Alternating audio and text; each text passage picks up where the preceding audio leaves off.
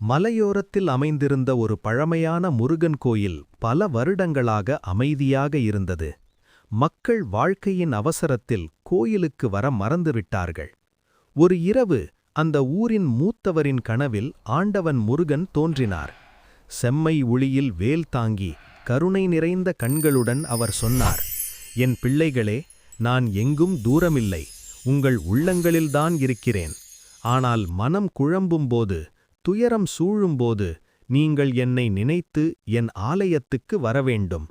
இங்கு வந்தால் உங்கள் பாரம் இலகுவாகும், மனம் தெளிவாகும். மறுநாள் அந்த மூத்தவர் ஊர் மக்களுக்கு இதைச் சொன்னார். சிலர் சந்தேகப்பட்டார்கள், சிலர் நம்பிக்கையுடன் கோயிலுக்குச் சென்றார்கள். கோயிலில் விளக்குகள் ஏற்றப்பட்டதும் வேல் முன் கைகள் கூப்பியதும் ஒரு அதிசய அமைதி அனைவரையும் சூழ்ந்தது. மனக்கவலை கொண்டவர்களுக்கு நிம்மதி கிடைத்தது. வழி தெரியாதவர்களுக்கு தெளிவு வந்தது. அப்போது அனைவருக்கும் உணர்வு வந்தது, முருகன் அழைப்பது கோயிலுக்கல்ல, நம்முள் இருக்கும் நம்பிக்கைக்குத்தான். ஆனால் அந்த நம்பிக்கையை உறுதி செய்ய ஒன்றாக கூடி அவரது ஆலயத்துக்கு வருவது அவசியம்.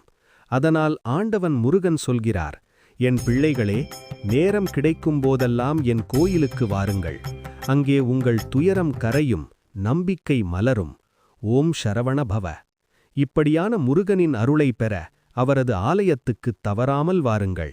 இந்த ஆன்மீகச் செய்தி உங்களுக்கு பிடித்திருந்தால் தயவுசெய்து என் சேனலை சப்ஸ்கிரைப் செய்யுங்கள், இந்த வீடியோவை லைக் செய்யுங்கள், மேலும் கமெண்டில் ஓம் சரவண பவ என்று எழுதுங்கள்.